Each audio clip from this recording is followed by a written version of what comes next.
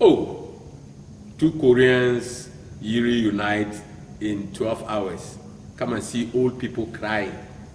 They didn't see their sister for over 80 years, 60 years. Yes.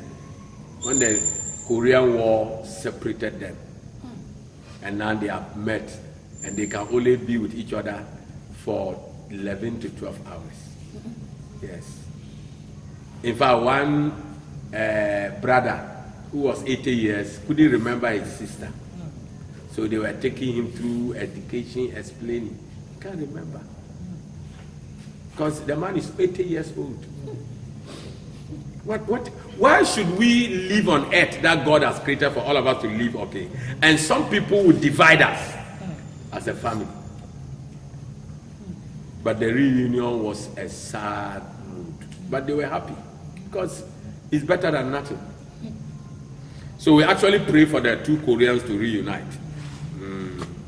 The two Koreans must reunite.